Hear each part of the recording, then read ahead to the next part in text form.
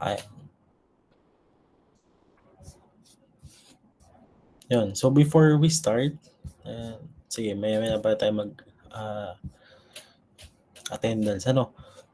So lahat naman I think lahat naman ng group ay nakapag-submit ng yan, so business concept. Ayan, so again, so nakita niyo naman yung pinaka outline or yung ina-expect ko na dapat na maging laman ng inyong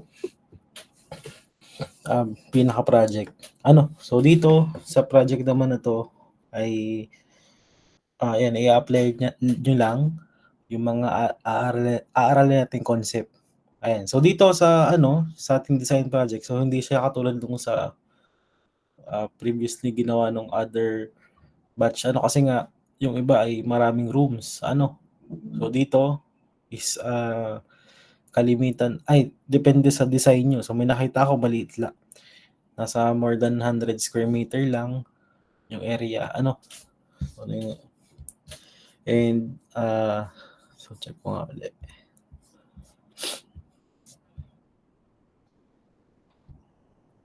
Ayan, pero yung may iba is ang ginawa din ay yan, may mga fitness center. Ayan, so nakadepende. Yan, so pwede nga mga barbershop, so depende sa inyo. Yan. So paki-note lang na syempre i-assume natin kung ilan po yung maximum na occupant palagi. Kasi pagka nag-design tayo ng sakto lang, so i-expect nyo na yung pinaka max just in case na para kayanin nung i-design nyo na aircon. So ngayon dun sa type ng aircon na ilalagay nyo, yan, so kayo na rin yung bahala mag-design or kayo ano yung type ng aircon na ilalagay nyo, depende dun sa need ng inyong area. Ayan, yung i-discuss natin ngayon. Yan, so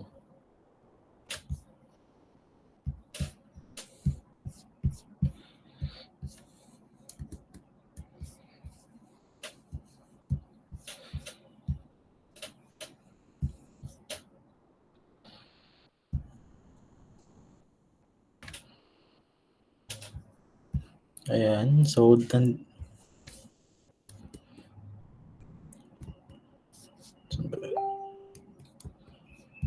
ayan, so visible na po ba yung screen? Yes po. Okay. Ayan, so yung topic natin ngayon is yung introduction to air conditioning systems and yung psychrometric process, which is i-discuss natin mamaya. Yan, para magkaroon lang kayo ng idea. Yan. Pero yan, alam ko naman may idea na kayo kung ano yung ibang types, pero syempre i-discuss pa natin yan.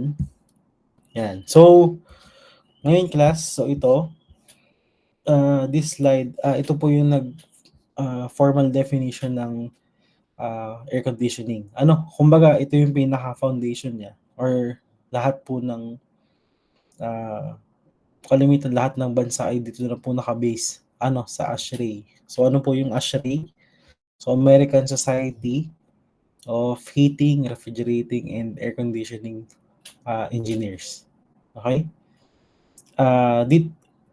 Ito pong organization na to, so ito po ay global na professional organization. So sila po yung nagse-set ng standards, ng industry standard for HVAC design sa mga installation tsaka sa mga operation. Okay? So so take note class di ba binanggit ko na rin before na itong air conditioning ay meron tayong 4 na key function. Na hindi lang po yung basic function ay palamigin yung isang space. So ito po yung 4 na condition na kailangan po nating i-maintain pag sinabi nating nag-air condition tayo. So number 1, yung temperature. So syempre yun nga yung commonly na alam na function natin, which is siya po yung nagpapalamig ng space, nagpapainit sa mga malamig na lugar. And number 2, so syempre yung ating humidity. So, kinokontrol po na, pag sinabing air conditioning, kinokontrol po natin yung amount ng moisture sa hangin. Ano? So, for example, sa summer, nire-remove po natin yung mga moisture. Okay? Sa hangin. Ano? Para hindi tayo mainit na pakiramdam. And pag naman medyo malamig, syempre gusto natin nag-a-add naman tayo ng moisture do. Kaya meron nga tayo yung mga humidifier at saka yung mga dehumidifier. Di ba? So, number 3, kasama rin sa function ng air conditioning, syempre yung cleanliness. Ano? Pag sinabing cleanliness, so fini-filter po natin yung air. Ano? Yan. So, for example, medyo madumi. Kaya mapapansin nyo, bakit po yung mga filter natin ng aircon ay madumi. So, ina-attract po ng aircon yan. Ano? So, yan po ay, dahil syempre, pinapaikot nyo nga yung hangin. So, yung mga dust, so na-attract nung ano. Kaya, kailangan schedule din yung maintenance nung mga aircon nyo. Ano kasi kalimitan, pagka medyo matagal ng, natakbo pa naman, hindi nyo namamalayan, barado na pala yung filter. Ano kaya nangyayari? Although nalamig nga, pero hirap na hirap naman yung pinaka-compressor nung ano. Kasi nga, barado. So, hindi makapagbuga ng ayos, no? Or hindi makahigop ng hangin, di ba? Yan. And lastly, syempre, yung air conditioning is kasama din yung distribution. So, ito po, ini-ensure niya po na yung conditioned air is, yung hangin po ay ayos po yung circulation niya. Okay? And evenly distributed dun sa pinaka-space natin. Okay? Yan. Bali, yung 4 na factor or ito yung key function ng ating air conditioning. Okay? So, next, ano po? Yan. So, next slide. Ito po yung, itong slide na to, ito po yung nag-i-introduce sa first and ito po yung simplest type ng aircon. Ano? Yan. Pag sinabing window type, air conditioner. So, ito po yung mga nakikita nyo sa mga rooms natin, di ba? Hindi lang siya nagana. Ano? So, ito pong pag sinabing window type AC, kaya nga sinabi siyang, tinatawag siyang self-contained package. Bakit po sinawag na self-contained? Kasi nga, andito na po lahat ng components. Nandiyan na yung compressor, yung condenser, yung evaporator, yung fan. So, kumbaga, naka-house na siya sa isang single box. Ano? So, naka-design to para syempre install sa window. Ano? Nakakalimitan gumagawa tayo ng hole sa mga bintana. So, yung installation nito mas mura lang, 'di ba, kumpara sa kung split type kasi nga magbubutas sa split type, meron pa tayong mga outdoor unit sinasabi. Okay, so dito ang function ng window type na to, direct expansion lang yung principle niya. So, ibig sabihin, yung refrigerant, pinapalamig lang directly, and then, siya po yung nagsaserve as, siya yung nagpapalamig sa isang single room or kalimitan sa maliit na space lang. Okay? Pero, di ba kalimitan, kapag naman medyo malaki yung area, maraming window type na aircon yung nilalagay. Ano? Kaya pansin nyo, dati nung nag-aaral kami before, mga 2019, 2018. So, 2 aircon pa yung nagana sa isang room. Ano? Kaso may talagang, minsan, may mga room na isa lang. Ano? Then, yan, maraming pa dati dyan sa mga ME Lab. Yung paborito namin klasehan dati kasi nga, malamig. So, pero ngayon, Stapler. napin ko ba? Pera mo na ako. Pera mo. Wala kang damit. Ano? Wala mo ka ng damit. Stapler pera. Pumayang. Ako. Saan dito? Hindi ko ba? Wala din tayo. Ako magato. Guguloy mo lang yun. Saan kaya? Okay, so yan po yung ating so window type na air conditioner. So Next one. So, meron tayong tinatawag ding split type. Ano? So, split type air conditioner. So, ito naman. So, meron siyang outdoor unit. Ano? So, typically, nandun sa outdoor unit yung condenser natin, tsaka yung compressor. Tapos, yung pinaka-indoor unit natin, siya yung nagpapalamig ng hangin. Ano? Before isupply siya sa ating space. Ano? So, usually, naka-install siya sa sa yung ating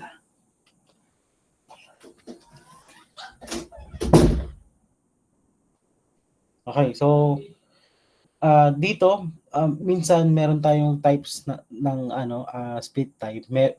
Pag sinabing single split AC units, so meron lang po siyang one indoor tsaka one outdoor. Pero meron naman tayo na mga pag sinabing multi-split AC units. So one type siya ng split type kung saan meron tayong two or more indoor units pero isa lang yung kanyang outdoor.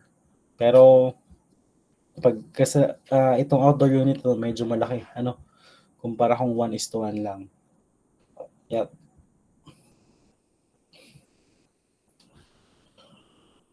Yeah. So pag ano yung pagkakaiba nung single split tsaka multi-split? Pag sinabing single split, ito yung, di ba, ito yung mga most common na in-install sa mga bahay, sa mga offices. Pero pag sinabing multi-split,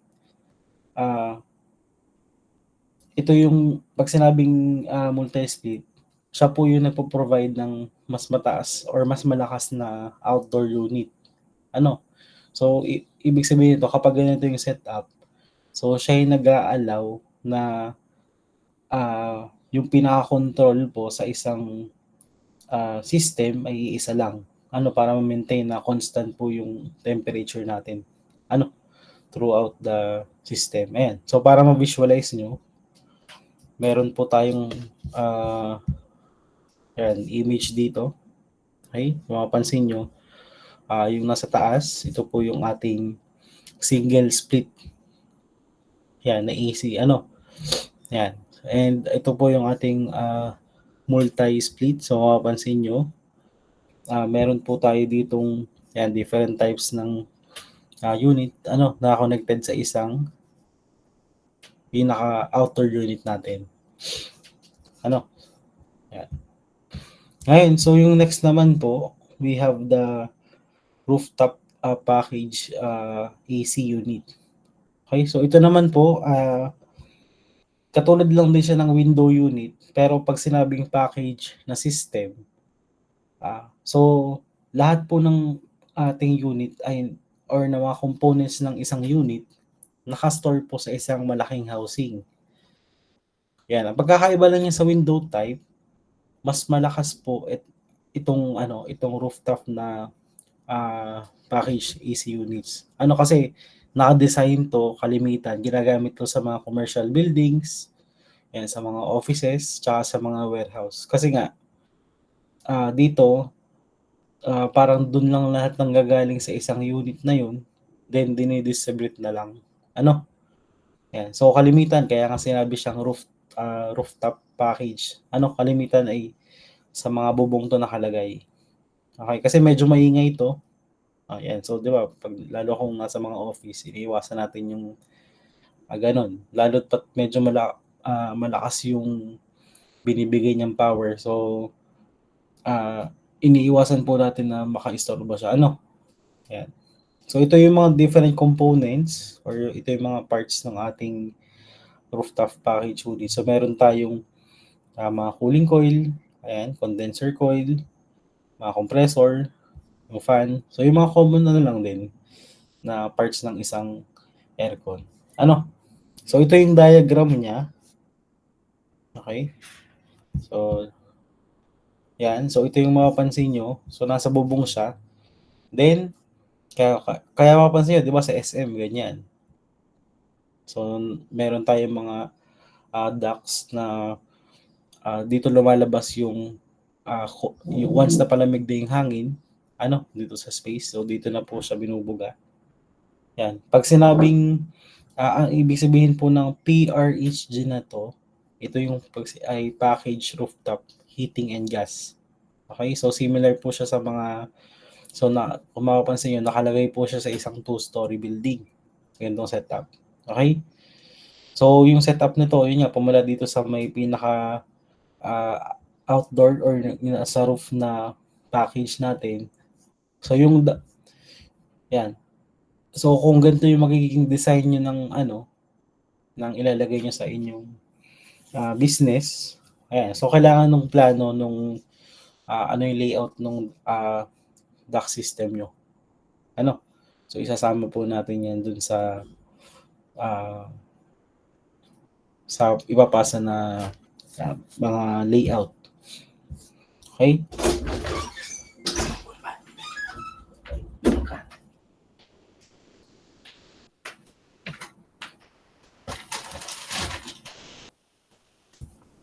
Yan. So, yung next slide. So, ito naman yung AHU location. So, mapapansin nyo, anong AHU? So, air handling unit location. So, pag sinabing AHU, so ito nga yung mga large metal box na nandito po yung ating mga blower, yung ating mga heating and cooling elements. So, nandyan din yung mga filters natin, yung mga humidifiers. So, unlike dito sa package unit, yung air handling unit, hindi po siya nagke-create ng cooling. Okay? Anong ginagamit dito para magpalamig? So, gumagamit po siya ng chilled or yung hot water na supply. So, depende kung anong kailangan. So, nanggagaling po yung chilled or hot water sa isang central plant. Okay? For example, yung isang chiller or boiler yung panggagaliban. So, ito yung blueprint niya. Kung saan meron po tayong dedicated na location. So, ito po yung mapapansin nyo, meron po tayo ditong nakita nyo yung pinaka-flow. Kaya syempre, yung mga blue, ito yung mga malamig na tubig. So, syempre, yung temperature difference, so sila yung nagkikreate ng pinaka surge sa energy. So, di ba, pag may temperature difference, nakapag-create po tayo ng energy which is kailangan sa pag-produce ng lamig. Okay? Yan. So, ito naman po, yung pinaka, ito po yung nagbibigay or pinaka-view ng components sa isang AHU. Kumbaga, ito yung pinaka nakikita sa loob niyan. Okay? So, paano po nangyayaring process dito? So, yung airflow po, nag-flow po siya from left to right. So, una, nagpapass through po siya sa mga filters para malinis yan. And then, after po nalinis na yung hangin, pupunta na po siya sa ating mga cooling coil. Okay? Yan. Then, meron din, nandito rin yung ating mga humidifier. So, ito, ang ibig sabihin ng humidifier, so siya nag-a-add ng moisture sa hangin. So, ito po is kalimitan ay, sa ibang bansa kasi may mga winter doon. So, nag-a-add tayo ng mga moisture sa hangin para naman hindi sobrang. Kasi, di ba, pag medyo malamig sa isang lugar, so, nagda-dry yung mga skin nyo. Ayan. Minsan, nagkakos din yan ng mga nosebleed. Kaya, yung ibang lugar, may nakasama sa design na humidifier. And then, nandito rin po sa ating system, yung humidity sensor. So, syempre, kailangan natin i-measure kung baka minsan napalabis na pala yung moisture content na nailabas ng isang unit. So, syempre, kailangan po ay ma-maintain po yung humidity na kailangan. So, yan. So, ito naman, pag sinabi namang chilled water AC units, so ito naman po, pag sinabing chilled water AC unit, so nagko-consist po siya ng refrigeration circuit and chilled water circuit. Okay? Yan. Ang ibig sabihin po niyan, meron tayong, di ba, dalawang circuit nga. Yung key concept po dyan is yung separation ng cooling production pamula dun sa ating air distribution. Ano ba pagkakaiba ng refrigeration at chilled water circuit? So pag sinabing refrigeration circuit, so ito po yung allocation nito. Ito located po yung ating refrigeration circuit sa ating pinaka-central machine. So ang tawag din ay chiller. Ngayon, ang tanging role ng circuit na to ay mag-produce ng napakalamig na fluid. Okay? Yan. So ano naman to yung chilled water circuit? Pag sinabing chilled water circuit, so ito naman yung nagpapump ng ating cold water dun sa ating mga network ng pipes dun sa ating mga building. Kung nakita niyo yung setup natin kanina, so sila yung nagpapump. So yun yung difference ng dalawa. Yung isa nagpo-produce ng napakalamig na large volume ng water na malamig, and ito yung nagdi-distribute. Yung chilled water circuit. Yan. So ano yung diagram niyan? Yan. So makikita nyo yung visual representation ng chilled water system. So yung equipment na nakikita nyo dito, yung may circle. Ito yung nag-represent ng central plant. So ito po yung ating cooling tower, which is nandito yung ating chiller. Ano yung chiller? Nandun yung ating refrigeration circuit. Okay? So kalimitan, kung hindi siya nasa so located to kalimitan sa mga basement or minsan sa mga mechanical room. Para doon po binabato or doon po nagkakaroon ng heat rejection process. Kaya mapansin nyo, medyo mainit sa lugar na yon. Kasi yun nga, nandito lahat yung dito binabato yung, di ba, dito napunta yung mga mainit na sa isang space. Then pag binato dito, andito sa lugar na to, dito kumbaga pinapalamig yung tubig. So yung tendency niyan, so nalabas yung init, kaya medyo mainit dito sa part na to. Yan. So yung piping naman, itong purple, ang nare-represent po niya ay yung ating chilled water circuit. Yung ating purple. And then yung blue, nandito po yung ating mga cold water na dinadala dito sa ating system. Okay? And meron po tayong tinatawag din ng mga FCU dito. Nandito yung mga fan. Kasi nakakatulong po yung ating mga fan dito para mas mapabilis yung process. Kasi kung medyo dadaan lang o normal na hangin lang, so matagal bago malipat yung init dun sa ating pinaka-coil. Okay? So makikita niyo yung mga FCU dito sa bawat floor. Ang tawag dito is yung fan coil units. Yan. So ano ba yung mga necessary action necessary action to operate an air conditioning equipment effectively? Yan nga. So to sum up lang, itong ibig sabihin lang yan, yung ating temperature is kinokontrol lang siya ng thermostat. Which pag sinabing thermostat, siya yung nag-a-act ng sensor and dun sa ating, kumbaga nasa-sense niya yung lamig sa ating So kaya mapapansin nyo, pag sira yung thermostat, yung inyong kuryente ay mataas. Kasi nga hindi niya na-detect ng ayos yung kung na-reach na ba ng space yung temperature. 'Di ba? Kalimitan kasi inverter na ngayon yung aircon, 'di ba? Nangyayari. Kung hindi na-reach yung target temperature, so tuloy lang yung gana ng compressor. Pero kung ayos 'yan, so, 'di ba, namamatay yan din. Buhay lang uli pag kailangan na. Yan. So number 2, so number 1 yung unang step ng necessary action. Syempre, kailangan mo makontrol yung temperature. And number 2, syempre kailangan natin makontrol yung humidity ng isang lugar, which is yan nga yung nabanggit. So madali siya makontrol kasi nga may sensor din naman para dyan. So number 3, meron po tayong necessary action or ito po yung kailangan po ng basic filtering or meron po tayo dapat na air filtering device para yung unit po natin ay mag-function ng ayos.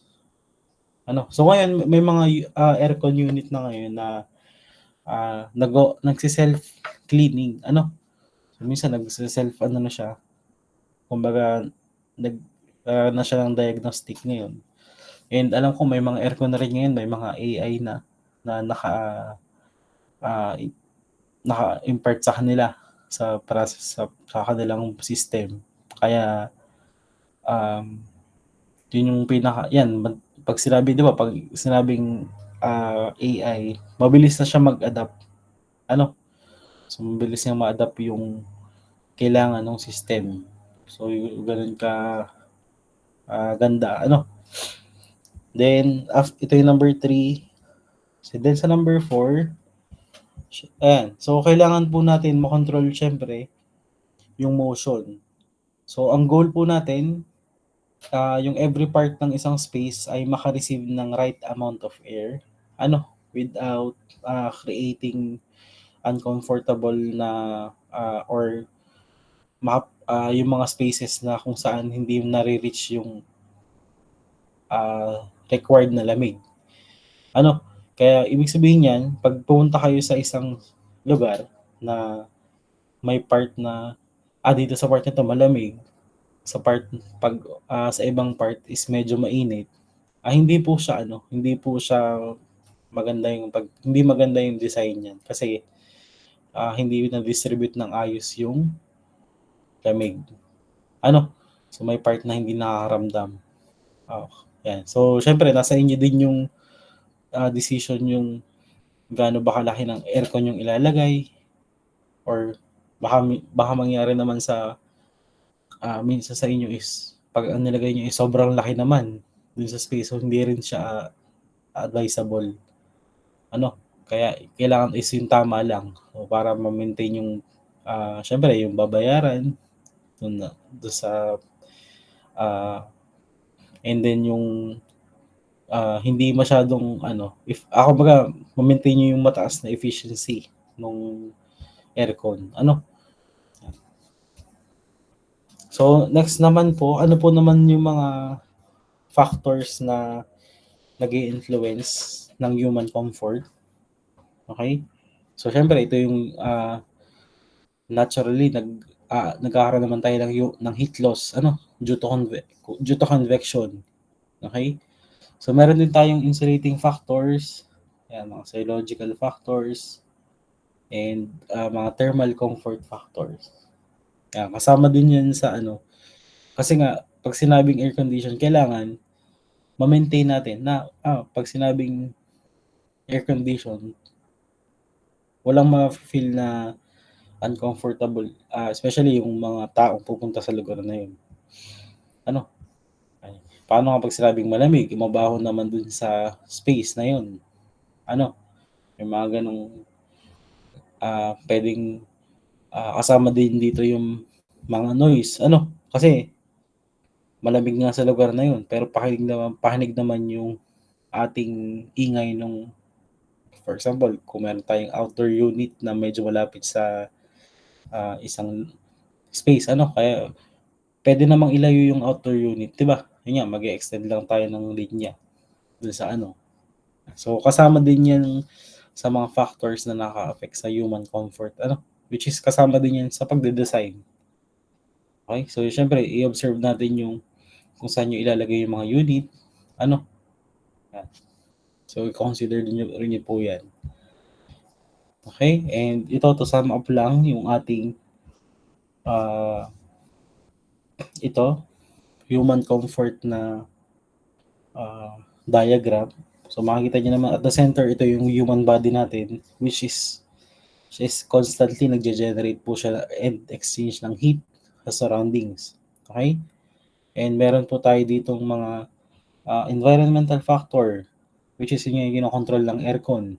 Ito yung nasa ilalim. Makikita nyo dito sa ilalim. Ito yung ating thermal comfort factors na nandito yung ating air temperature, yung relative humidity, air motion. Nasa thermal comfort factor. So, personal factors, ito yung ating, hindi nakakontrol ng aircon yan, kung saan nandyan yung ating mga serological, yung mga insulating factor, kung ano ba yung kapal ng damit na suot mo, kung ano ba yung age natin. Kasi minsan, may mga time na yung isa naiinitan pa sa lugar na yun, yung isa naman na medyo matanda na is lamigin. So, syempre, consider din yan. And dito sa heat loss mechanism, or ito yung makikita niyo sa pinakataas, ito yung nagsashow ng pinaka ways kung paano tayo nagta-transfer ng heat sa environment. Okay? So, yung convection, nag-transfer tayo ng heat sa air. Yung evaporation through your sweat. And itong radiation, para malamig yung isang object. Ngayon, itong air conditioning system, naka-design po yan para mabalance yung heat loss. Para syempre yung ating makaramdam tayo ng magandang komportable sa pakiramdam natin yung pagpasok sa isang space. Binabalance ng air conditioning system yan. Okay? Ayan. So, yun yung sa part 1 natin, sa introduction to air conditioning system. Okay? So, let's move on dito sa second part,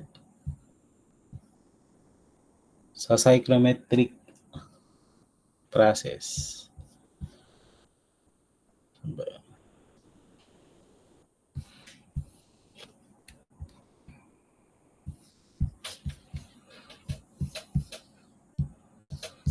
Yan. So, dito na yung mga formula na, although lang, parang thermal lang naman to. Wait lang.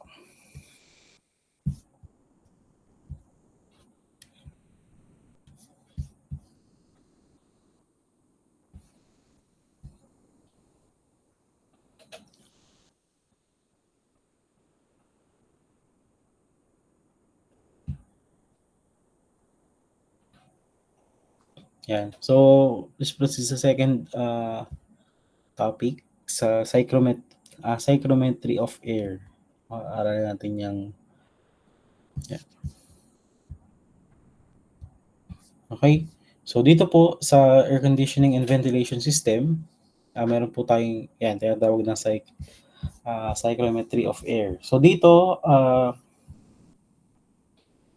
okay, next slide tayo. Okay?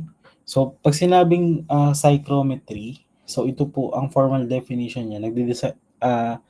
Ito po ay property ng air and water vapor. So, basically, ito yung science ng mixture ng air at saka water vapor. So, inaaral natin, ano nangyayari pag nag-mix yung dalawa? Okay, di ba? Yung alam naman natin yung mga hangin na ating na lalasap, hindi naman po siya perfectly dry. Okay? So meron yung meron niyang konting amount ng water vapor.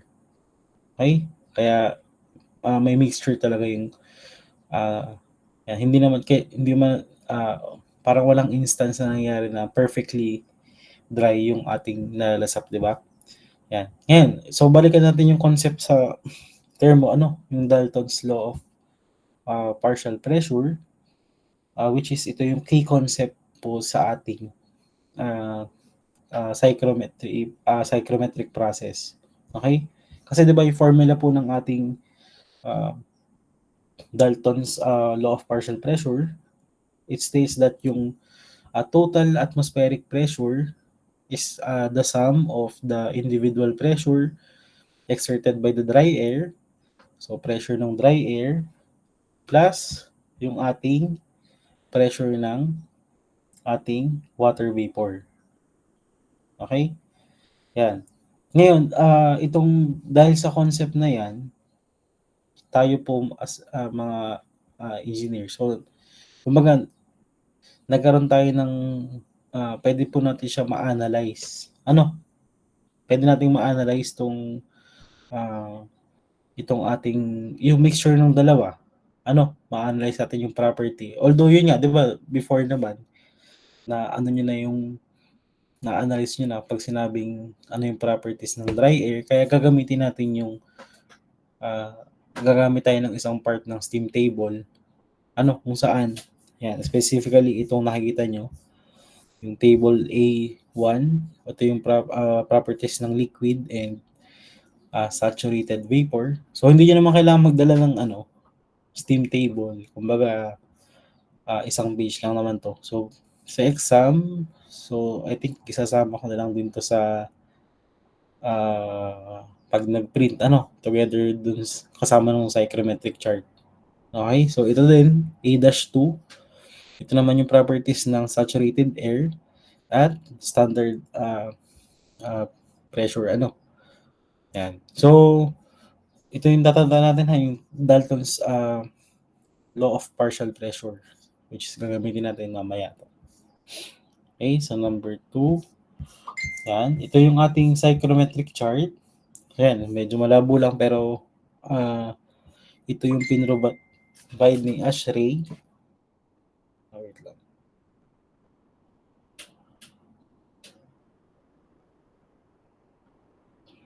Yan. So ito yung dala ni ito yung graphical representation ng thermodynamic properties ng moist air.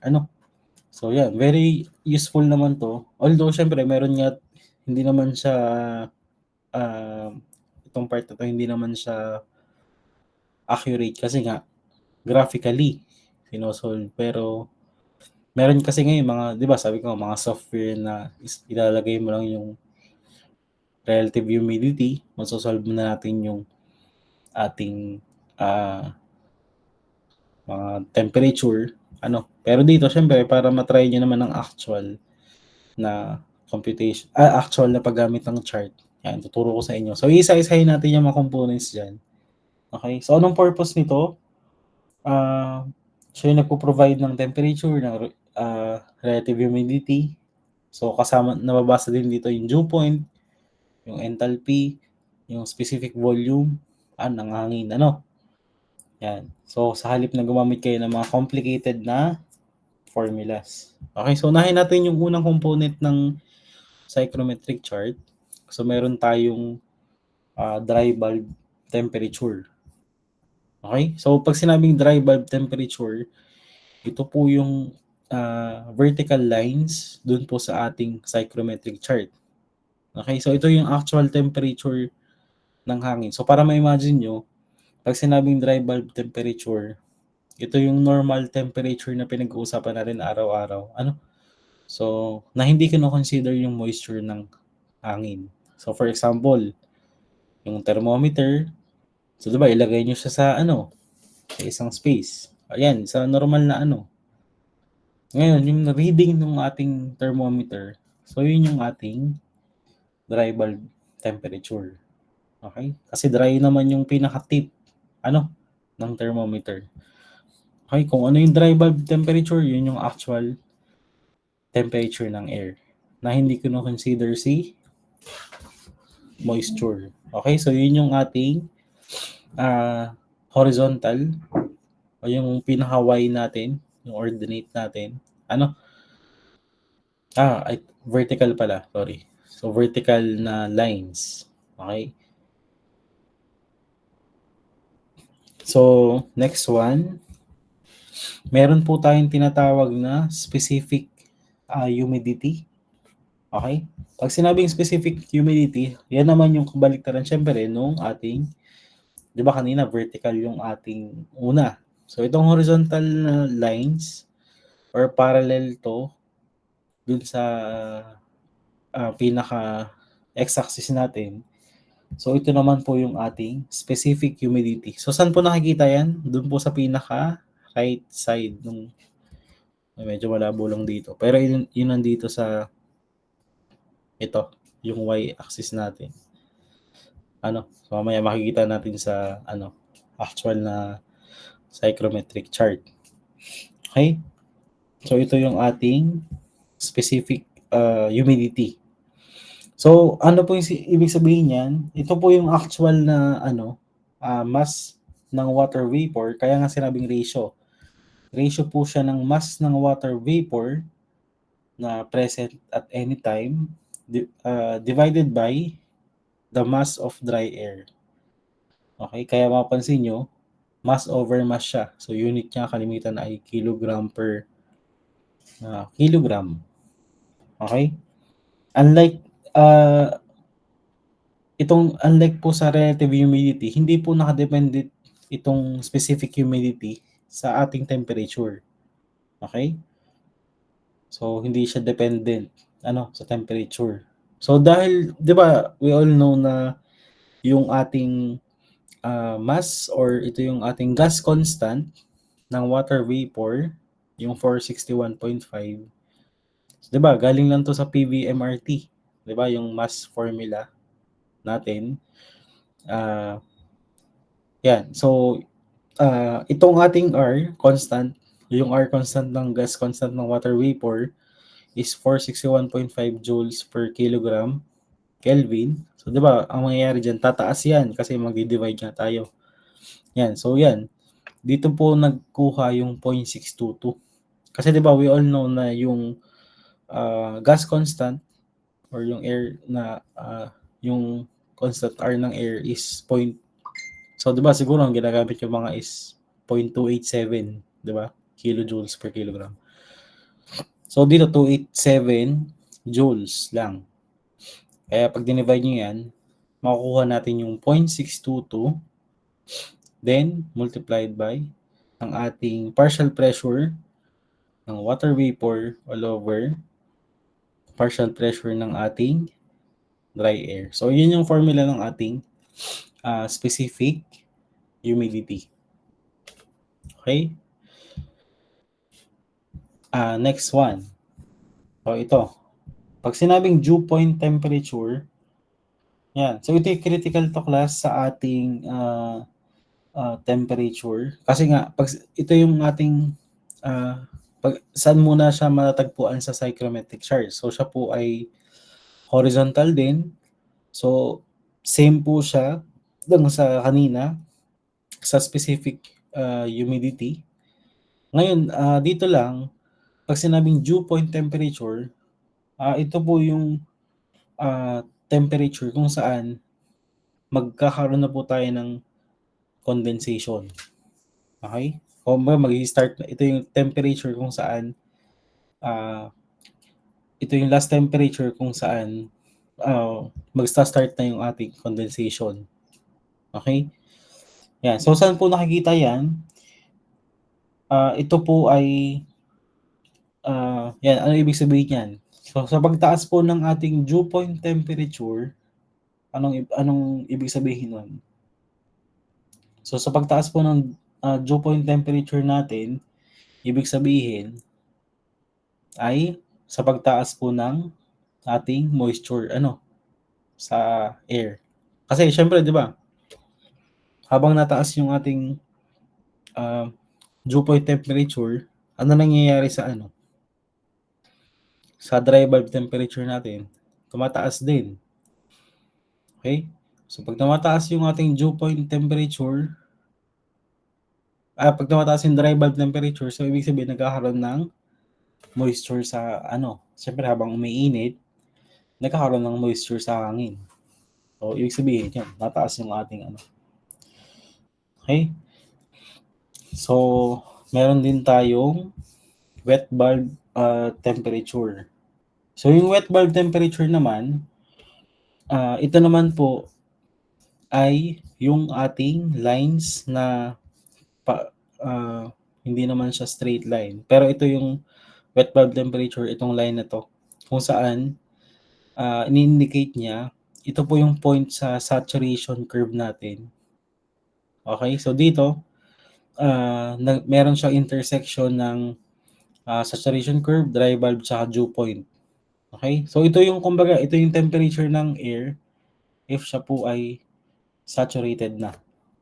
Okay? So ito yung, kung kumbaga makikita nyo yung temperature ng yung wet bulb temperature natin sa saturation line. So yung itong curve na to, Ito yung ating saturation temperature. Ano? Itong curve na to. So, nandun po yung ating wet bulb. So, ano yung difference na sa dry bulb? So, imagine nyo yung thermometer. So, pag binalutan nyo siya ng, let's say, binalutan nyo siya ng isang tela na basa. So, di ba, magbabago po yung reading kasi nga may water na kasama. So, ano mangyayari doon? Yung moisture ng water, so mako-cool down niya yung temperature.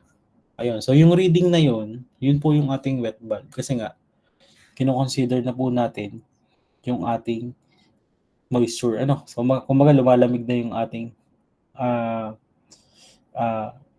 lumalamig na yung ating temperature kasi nga merong moisture na kasama. Okay? So, ibig sabihin niya, yung amount ng cooling nakadepende yan sa humidity ng hangin.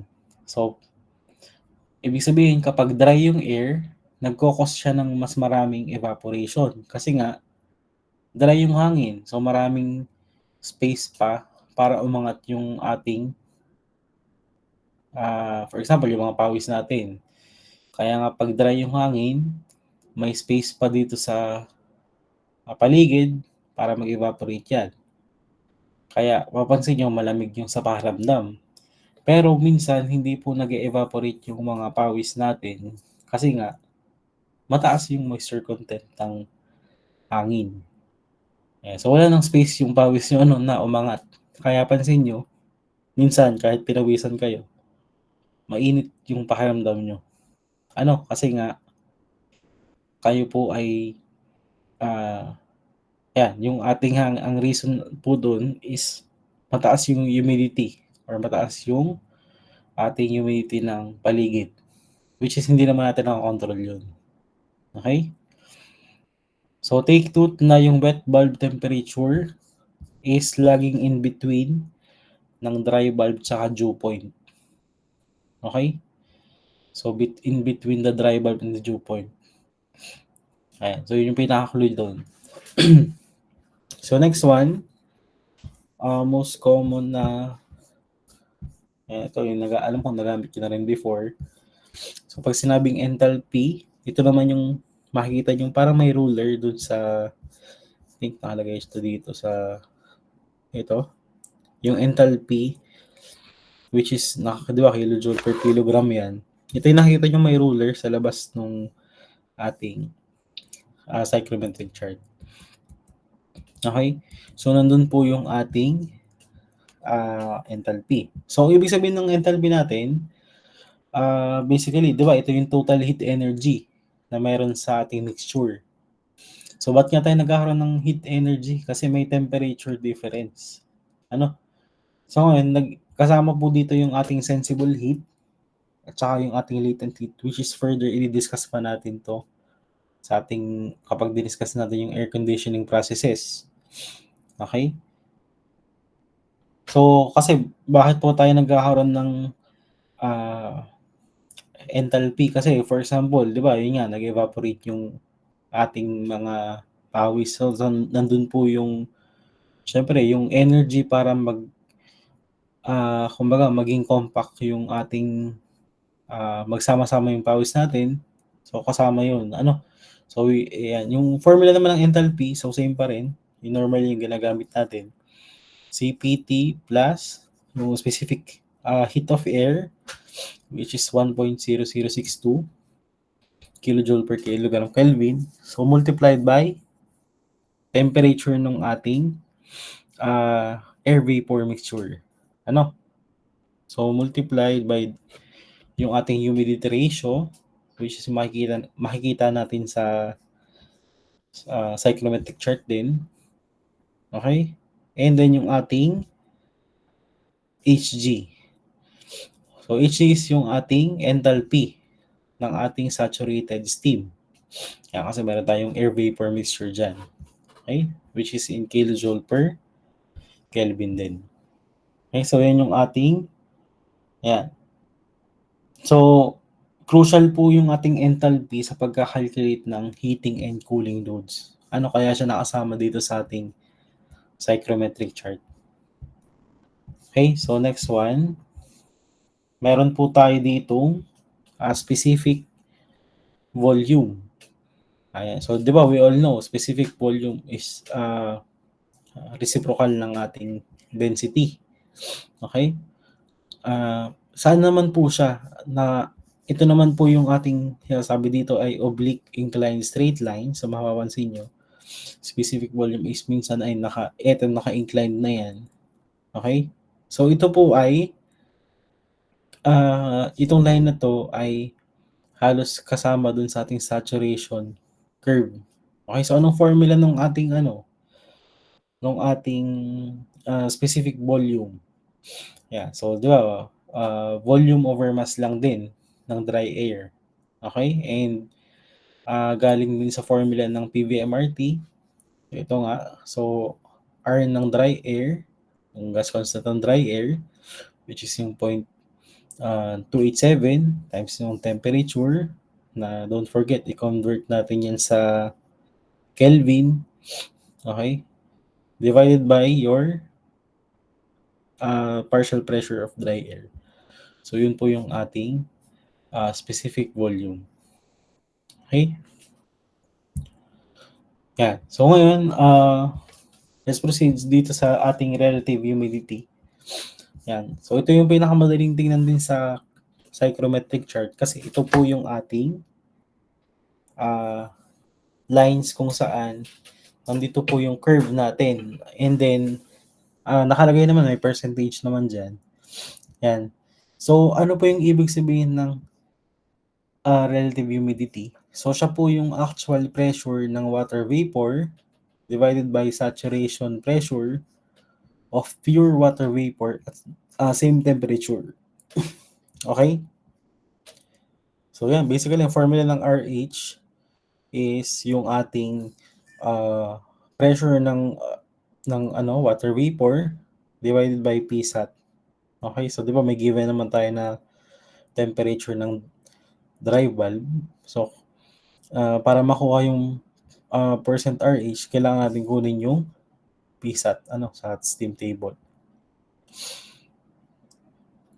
Yan. So, ano pong ibig sabihin ng relative humidity? So, kung imagine yung class, pinakamagandang example dito, yung sponge po na, let's say, di ba, pag yung sponge ay puno ng tubig, imagine nyo, pag piniga nyo siya, pag piniga nyo yung sponge na yun, anong mangyayari doon? Di ba, medyo gagaan siya kasi nga wala nang laman ng tubig. So, at once na wala ng tubig sa loob ng sponge na yun, so 0% yung ating saturation kasi nga marami na siyang space. So, imagine nyo, 0% yan. Habang pag binasa nyo siya, so habang napupuno ng tubig yung ating sponge, ang nangyayari dyan, tumataas po yung ating relative humidity. So, ano mangyayari dyan kapag puno na? So, syempre, hindi na siya makakapag-absorb ng moisture or kasi puno na siya ng moisture yung ating sponge. So, yun yung ibig sabihin ng relative humidity. Okay? So, ibig sabihin yan, kapag 100% yung saturation natin or 100% yung RH, equal po yung ating temperature ng dry bulb, tsaka nung ating pinaka wet bulb temperature. Just bihira naman nangyayari. Okay? Yan. So, yun. Basta pag sinabing pag 100% yung RH, so, ibig sabihin yan, yung hangin ay saturated na. So, hindi niya na kaya mag-hold ng water vapor. Okay? So, yun yung pinaka, niya. Yan. So, yan. Baka ibang RH yung, nyo, alam. Okay? So, ito yung ating, okay? So, sample, yan. So, let's proceed sa sample problem number 1. So, calculate the specific volume of an air vapor mixture in cubic meter per kilogram of dry air. Okay? When the following condition prevail. So may given po tayo na temperature na 30 degrees Celsius and meron po tayong given na specific humidity na 0.015 kilogram per kilogram kasi kilogram ng dry air, kilogram ng water vapor. And may binigay din tayong total pressure na 90 kilopascal. Okay? So, paano po yan? Sige nga, try nyo nga kasi parang ano lang naman siya. Ang hinahanap dito sa problem ay yung specific volume. So, ano ba yung formula ng specific volume? So, doon lang kayo mag-i-start. So, basahin natin yung ano ba yung formula. Yan. Formula ng specific volume ay R ng dry air multiplied by ng temperature ng air ng air vapor mixture all over partial pressure of dry air. Sige nga. So, try nyo nga po to. So, anong lalabas sa inyong specific volume of an air vapor ng ating air vapor mixture?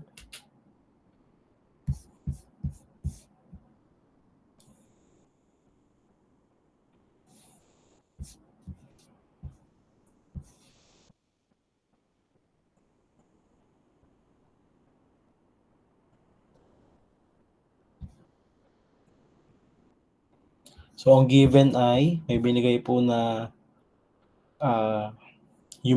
may binigay sa ating humidity ratio. Okay? Sige, so try natin yan.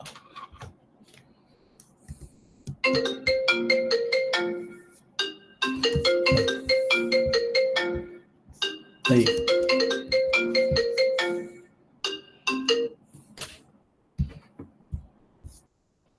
Hello po?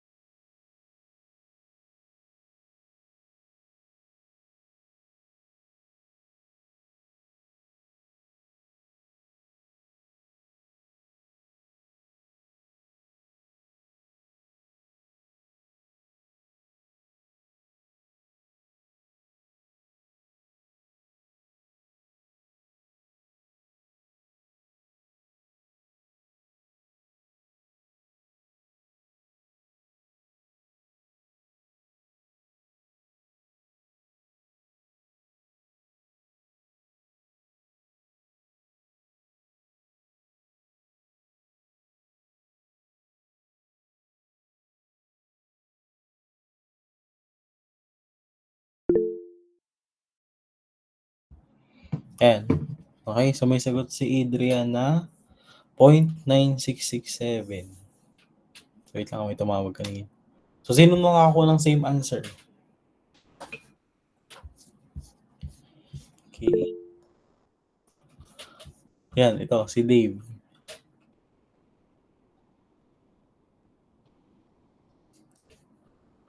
Sino yun? Ano yun, Dave? Same pala. Nakuha. 0.9667. Okay.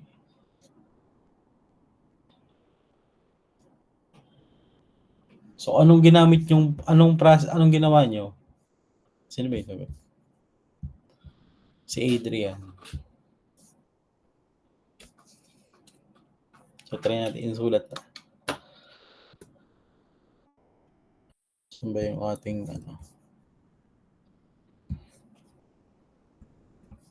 So, paano nakuha yung 0.9667? Pinag-multiply ko lang po yung yung R constant tsaka po yung temperature. Yung temperature po ginawa ko pong absolute tapos dinivide po sa pressure. Okay. So, parang inano mo na. So, direct. Okay. So, 9667. Wait lang. Ito ba yung ating...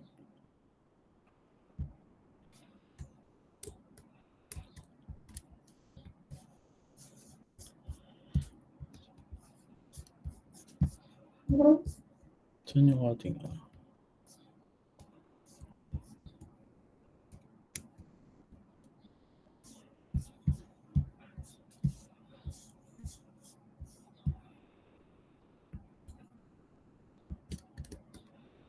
copy ko lang yung problem.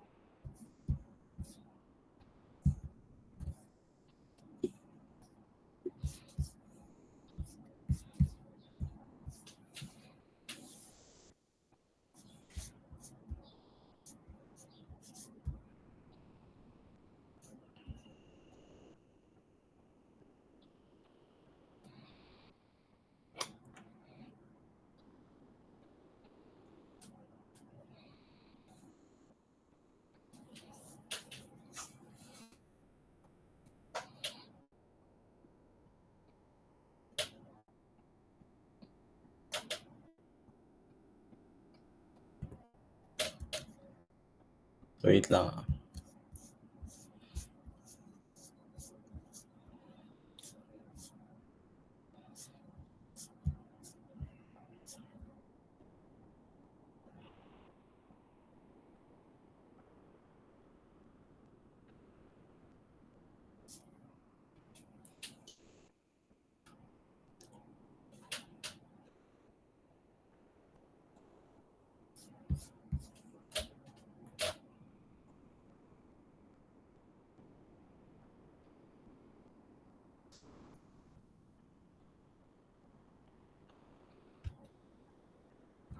So, anong sagot mo?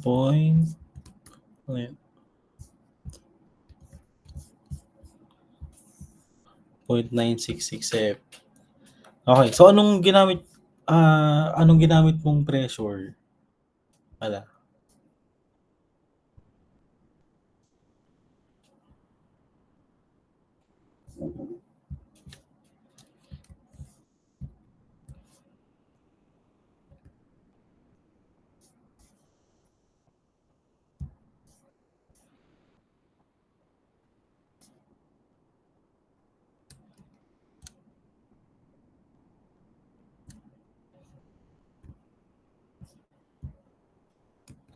Saan yun? Try ko ulit mag-share screen na.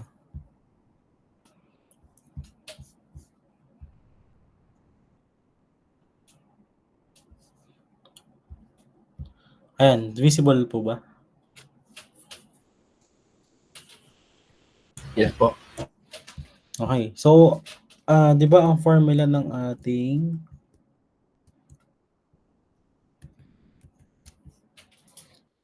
tingnan natin.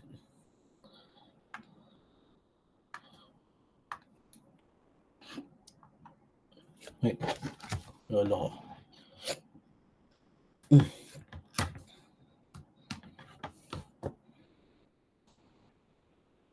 So, solution.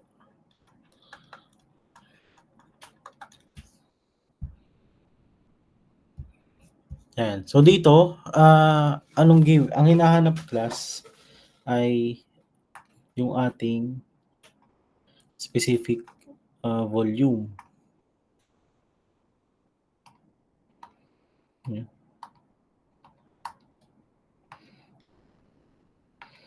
Yeah, so, hinahanap pa sa atin ay yung specific volume. So, ano nga ulit ang formula ng ating specific volume ay ayan, so R ng dry air times ano ng ating temperature ng ating dry air all over sa ating pressure ng air. Pressure ng dry air. Okay? Yan. So, dito sa problem na to, class, given naman, constant naman yung ang R ng dry air. Tapos yung temperature natin ng air, given na rin naman. So, 30 degrees. Ano? So, ang kailangan na lang natin is yung partial pressure ng dry air. Ang binigay kasi sa problem ay the total pressure. Okay? Pero binigyan naman tayo ng binigay naman tayo ng specific ng ating humidity ratio, which is 0.015. So, pwede nating isulat yan as yung ating humidity ratio ay so hindi pa natin masasolve to kasi nga wala pa tayong pressure ng dry air. Ano, kailangan muna natin siyang hanapin. So, yung ating humidity ratio, okay, ay equal po sa, ano ang formula ulit? 0.622, ano nga class? 0.622 times ano?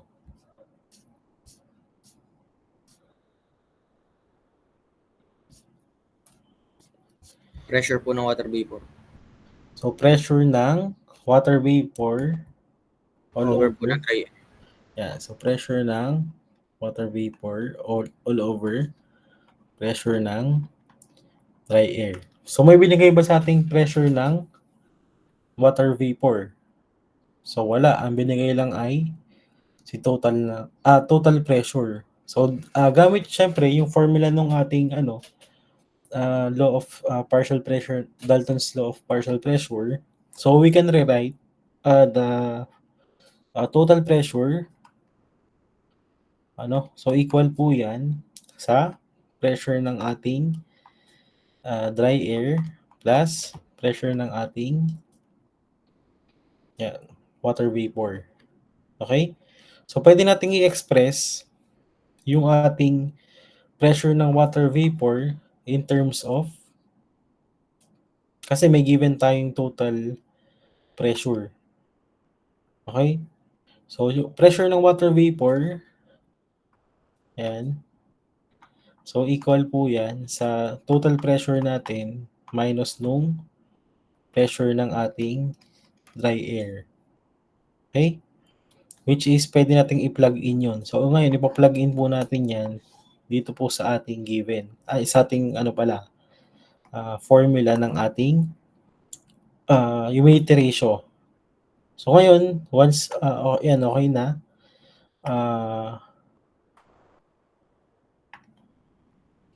So, plug in lang natin. May value ba tayo ng,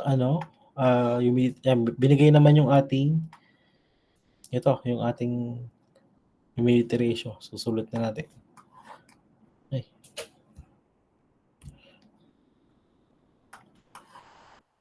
So,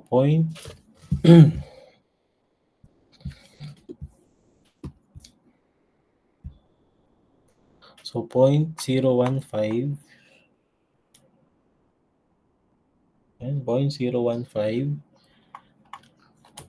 So, equals 0.622.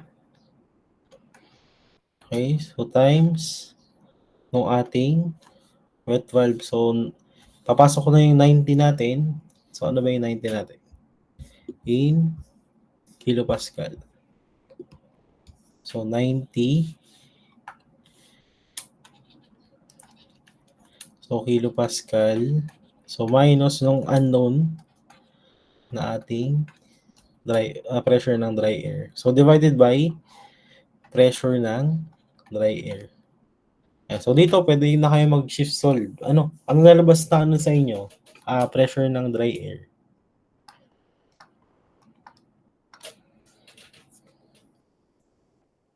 Dito sa So, ilang kilopascal?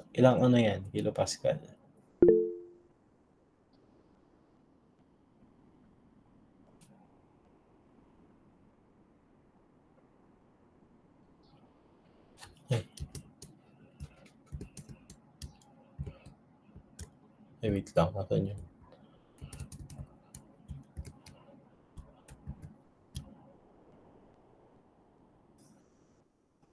$87.8806. So, dapat hindi tayo mag-round off, di ba? Sa ating So, isusulat ko lang yung ano ha, apat, pero pag tinype nyo sa CalQ, ay, ano,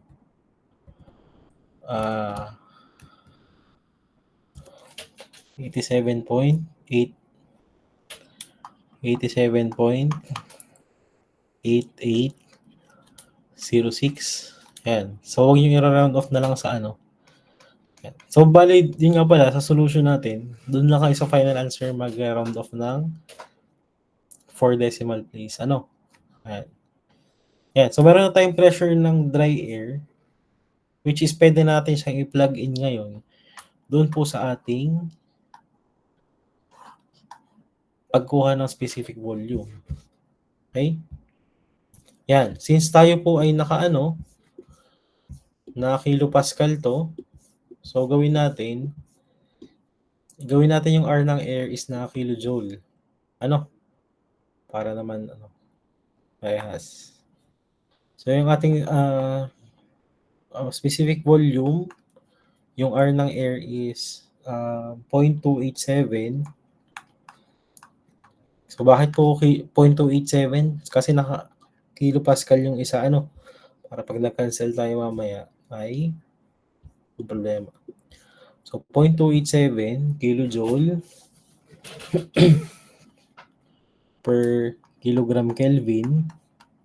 Okay, times ano yung ating temperature. So, ang temperature natin is naka Celsius. So, syempre, di ba, kailangan i-absolute natin yan dahil tayo ay so times 30 degrees Celsius plus 273.15. So, yun yung ating RT all over pressure ng yan. Ano pong pressure ng ating dry air? 87.8806. Pero yun nga, hindi kayo mag-round off sa CalQ.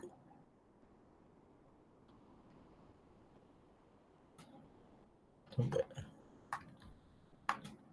87.8806. Yun ay ano unit? Pressure, kPa.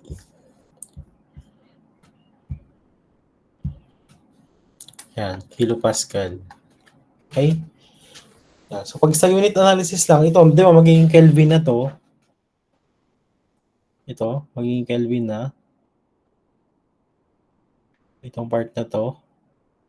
Kasi, di ba, magiging Kelvin na. I-convert natin. So, mangyayari dyan, maka-cancel yung ating Kelvin. Okay? Tapos, itong kilojoule, ang joule, ano nga yung ating joule? So, kilonewton meter.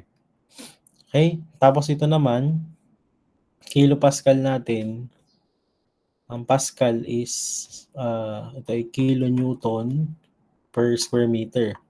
So, ano mangyayari dyan? Cancel ang Kelvin. Then, anong matitira sa taas? Cancel ang kilonewton. Okay? Matitira sa taas ay naka-meter na cancel to. Matitira dito ay meter. Okay?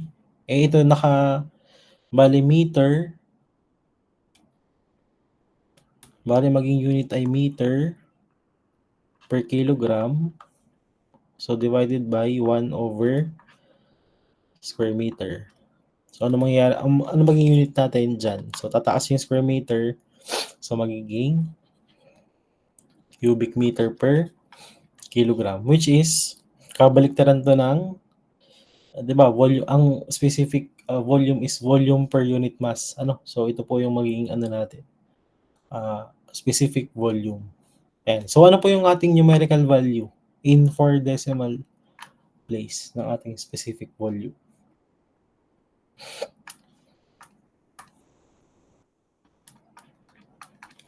Okay, so wait lang. Sakto ba? 0.9900. yan. 9900. Sige. Yan. So, 0.0. Yan. So, meter, yan, cubic meter per kilogram. So, ito na po yung ating specific volume. Ano? Dito sa problem na to. Ayan. So, ganun lang naman. Then, proceed tayo sa second problem. So, wait lang. Kakat ko lang yung second.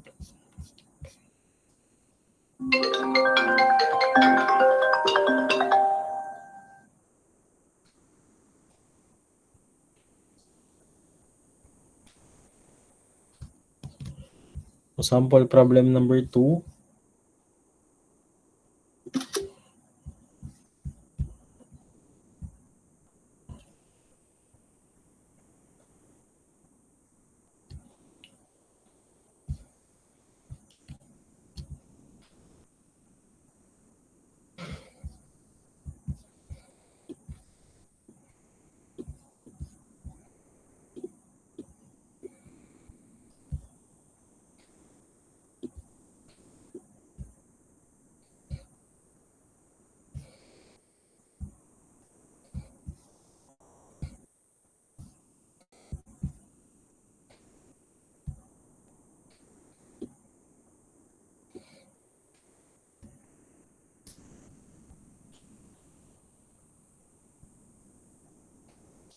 Okay. So, ito. So, sample problem number 2. So, nasa psychrometric process pa rin tayo. Yan. So, in an air conditioning unit, so, meron daw pong so, may binigay sa ating air circulation na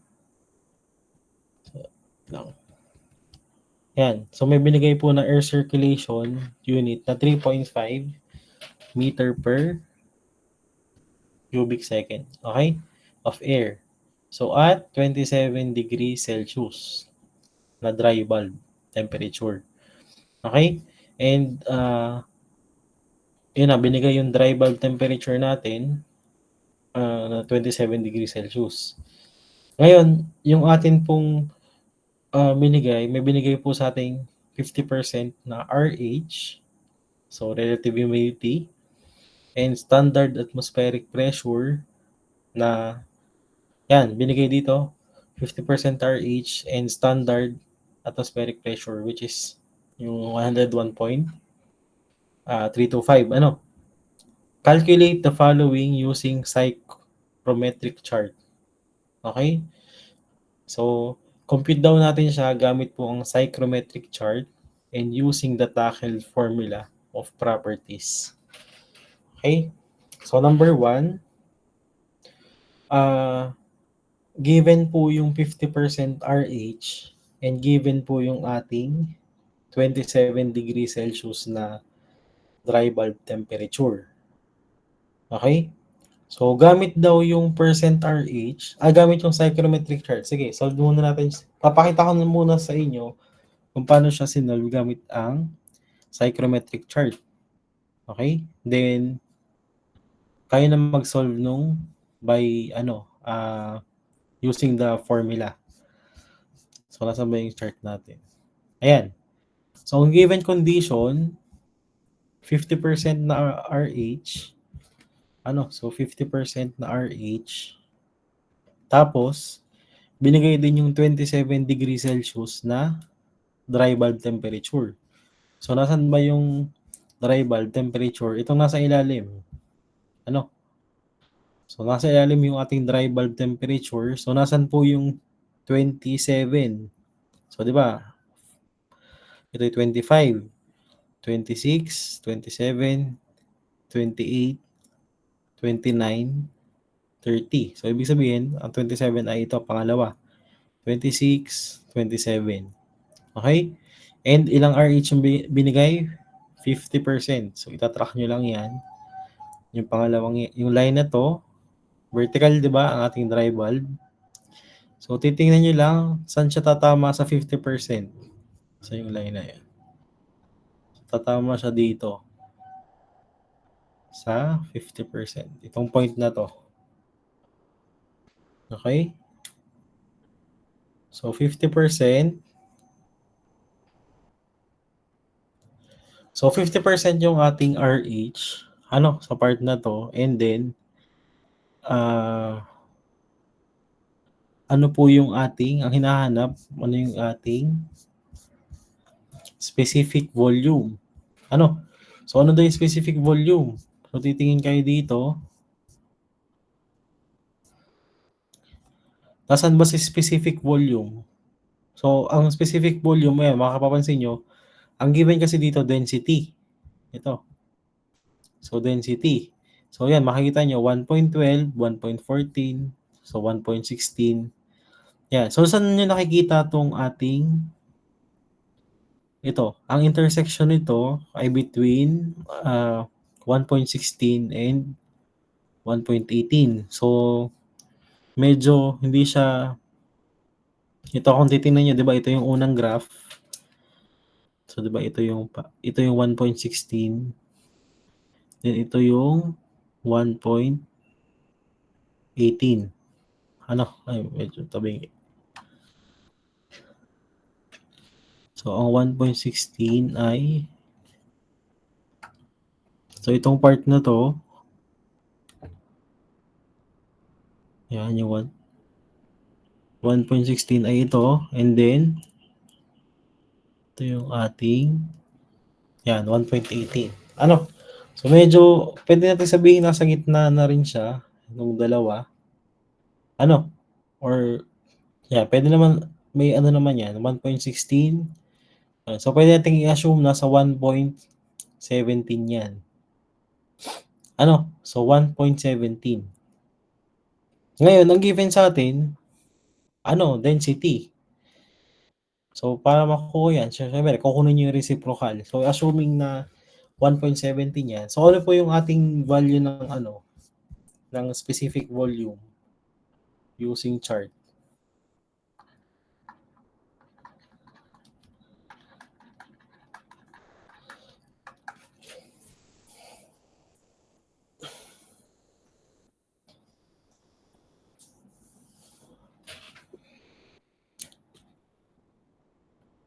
So, siya?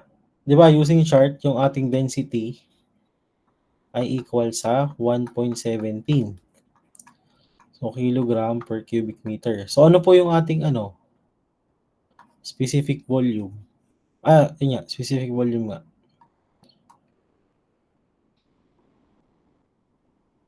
Yeah.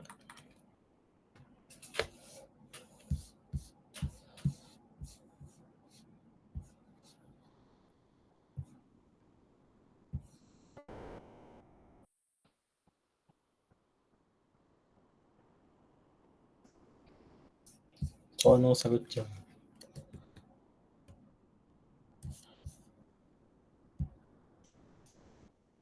So, ano po yung kabalik? Ano lang yan? 1 over density lang. Yan. So, 0.8547. Okay, yan. 0.8547. Yun yung ating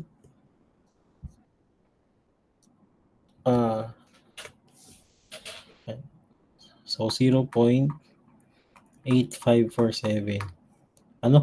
So, meter cube per kilogram. So, ito yung ating specific volume. Okay? Ngayon, ano naman yung humidity ratio? Humidity ratio, ito yung nasa kanan. So, ito yung ang gagawin natin ay So, nasan yung intersection ng dalawa? Then, punta lang kayo sa nasan ba yung humidity ratio?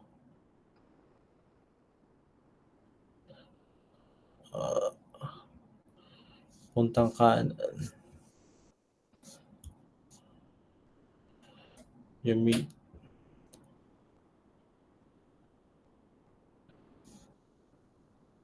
yung moisture content natin. And ito yung ating So, pag dinrag na, pagka inano nyo yan dito sa kanan, saan siya papatak? Wait lang. Ito tayong ano eh. Halos.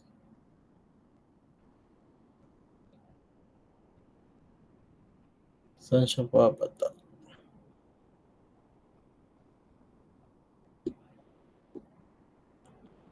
Ayan, so assumption lang na dyan. Okay? So, nandito siya around 0.01. Ito ay 0.01. Nandito. Ito yung ating moisture content.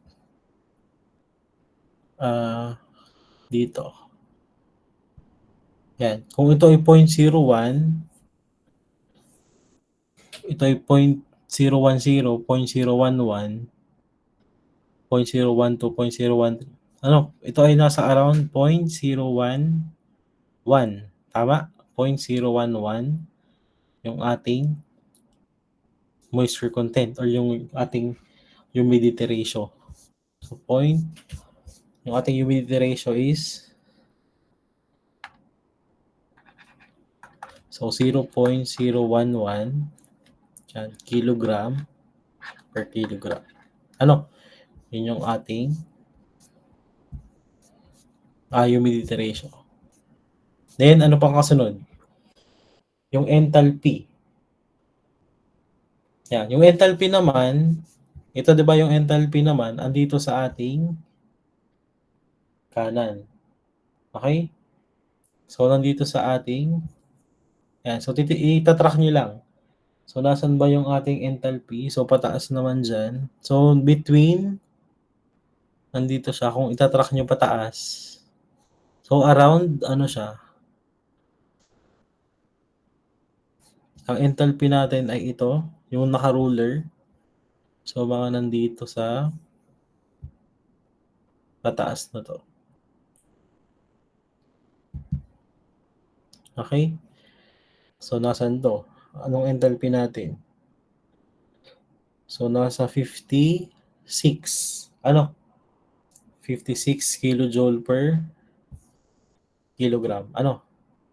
So, dito lang. So, tansya lang naman yan. So, yung enthalpy natin,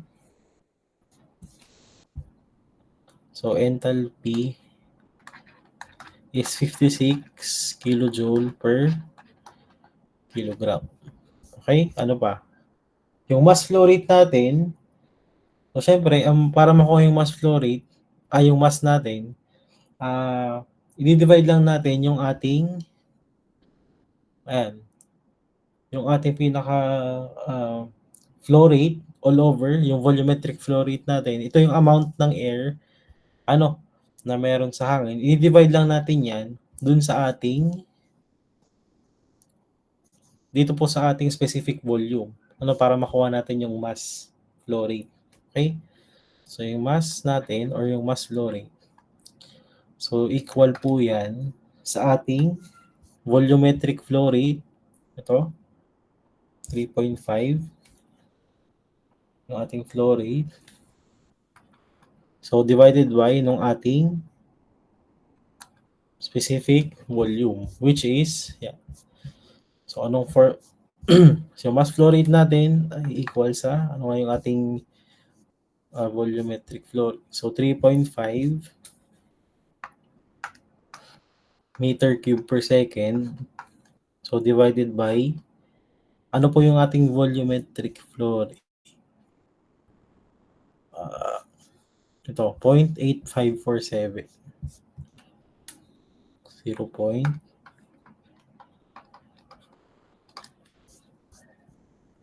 Yan. Kilogram per, meter cube pa.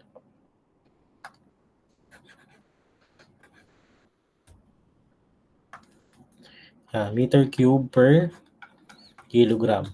Then, cancel po yung ating nasa numerator. And then, tataas yung ating kilogram dyan. So, magiging siya, kilogram per second. Okay, so ano po yung value ng ating mass flow rate or yung mass? Ayan. 4.095.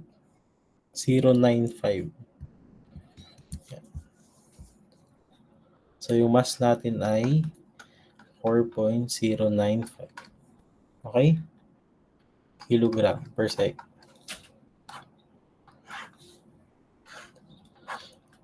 Yan. So, yun yung ating mga kailangan. So, gamit yung ating psychrometric chart. Ano? Yeah, pero ngayon, so syempre, ang ano ko sa inyo, so try to solve this one gamit yung ating formula. Okay, so gagamit kayo dyan ng paano makuha ang enthalpy. So gagamit kayo ng steam table kasi kailangan nyo ng ating enthalpy or ng ating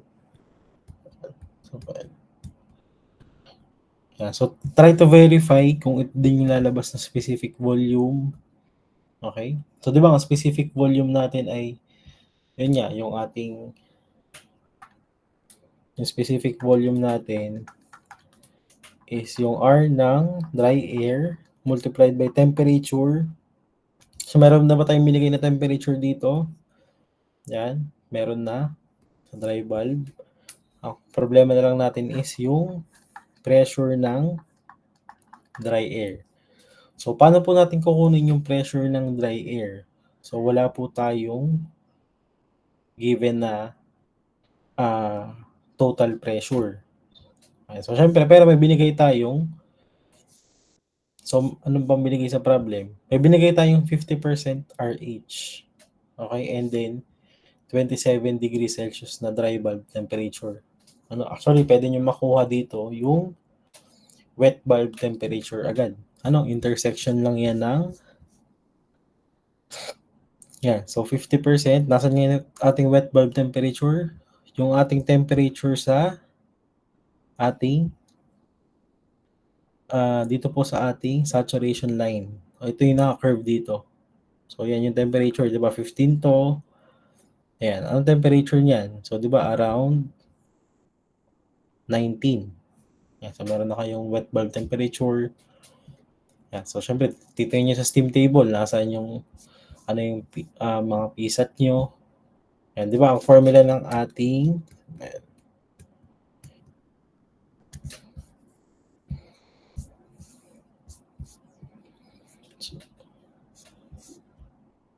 so para makuha niyo yung pressure ng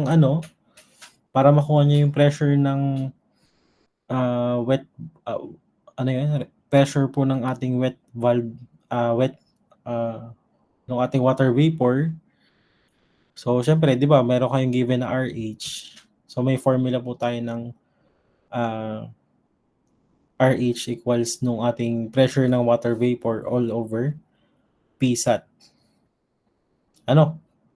So, yan, mahahanap nyo yung ating partial pressure ng water vapor. So, ganun. So, try nyo i-solve. Yan. And then, ayan.